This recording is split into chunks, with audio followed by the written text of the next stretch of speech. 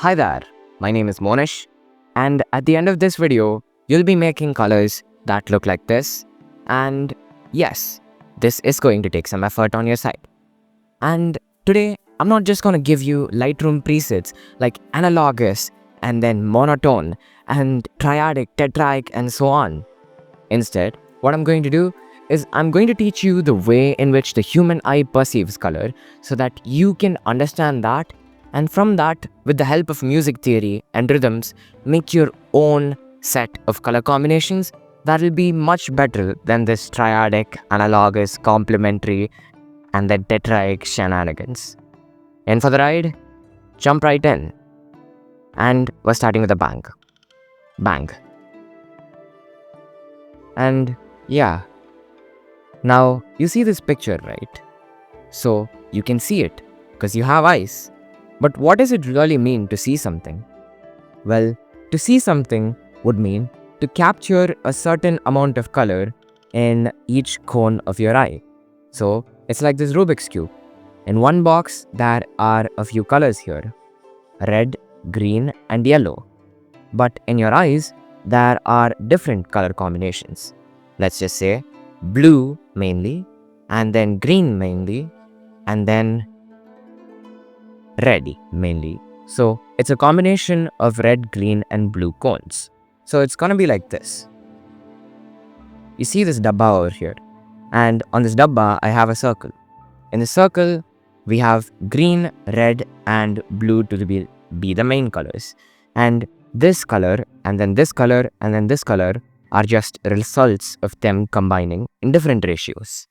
That's how the eye sees. So why is that important?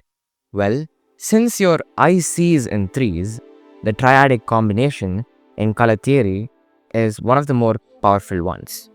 Let me show you an example. Look at this guy over here. That is blue. That's a blue. And that's a sort of a red.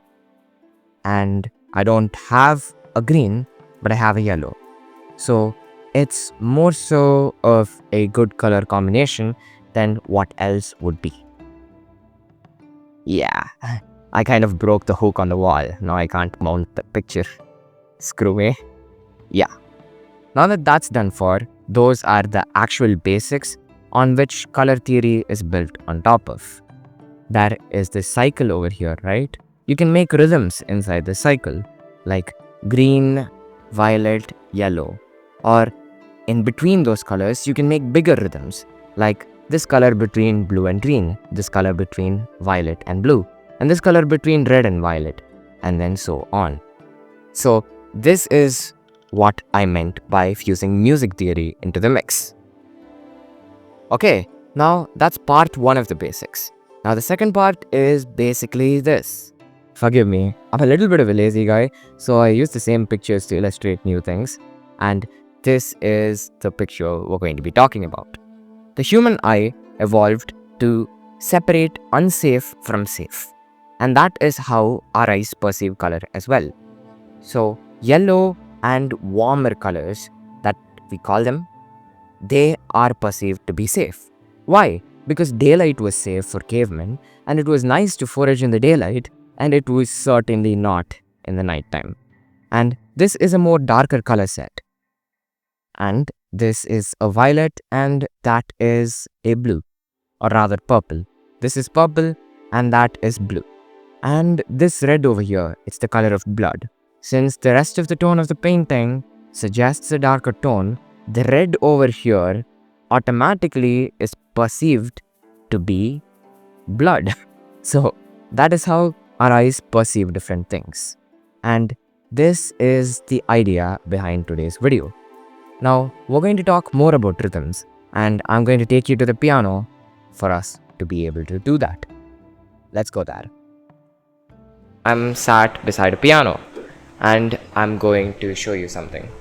So there is this harmonic cycle that begins with C sharp and I believe ends with a or a C again. Yeah, C sharp to C again.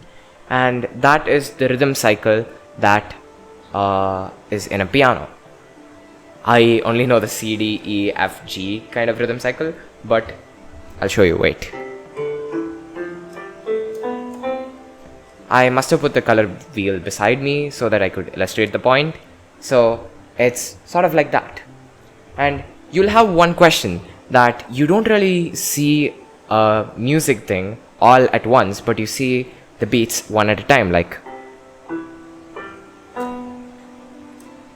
Yes, but don't you also hear chords? Like, wait a second. Yes, so you do hear things all at once in music too, but there is an order in which you perceive music. And you could say the same thing for colors in a picture, and that is what I wanted to show you through this. And let's take back to the bench, and I'll show you what I meant by that. And just as I said earlier, I'm a very lazy guy. So I'm going to show you the laziest example there is. Okay? So we looked at different rhythms over there, right? I could press a key longer or hold a color longer, like that.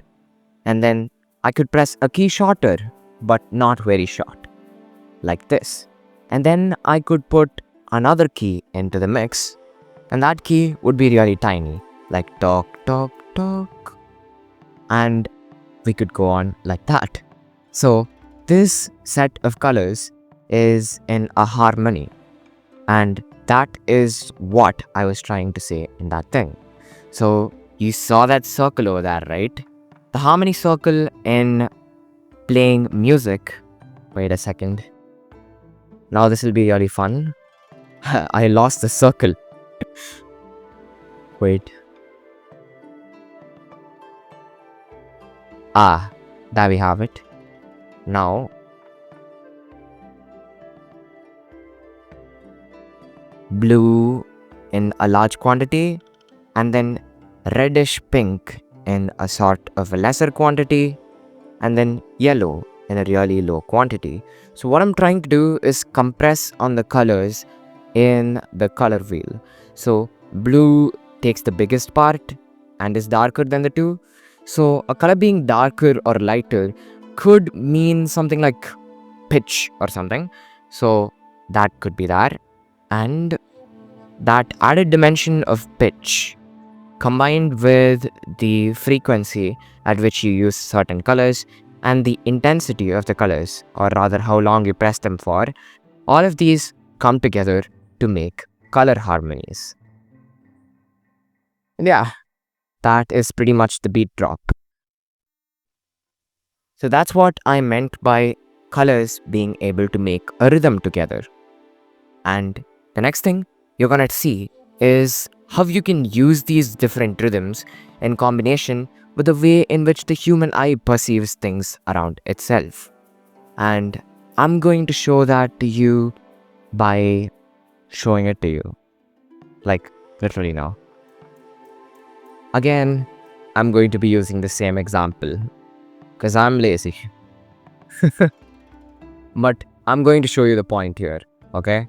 So I was talking about rhythms and then using a color a lot more than another one, and there being lots of different frames to put the colors in, right? Over here, I want to show you something.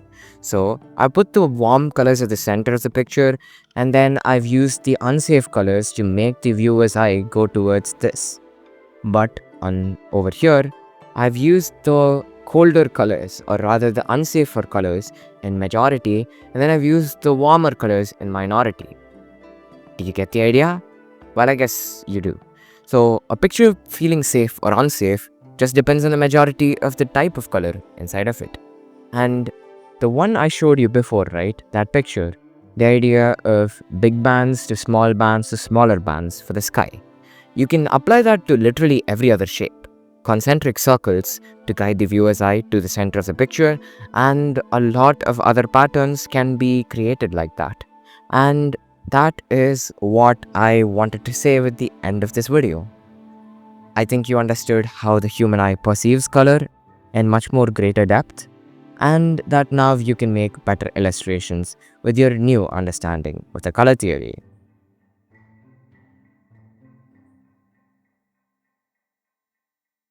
And yeah man, that was the end of this video. And I would like to end this with a brofist. But before the brofist, I would like you to brofist the subscribe button and the like button and hit the comment section with any opinion or idea you have about this video. I can't say I'd be free enough to reply, but I might be free enough to read it sometime. So if you want to, just comment. And that was it. This is your goodbye brofist. Goodbye, brother. I'll be back with another bang.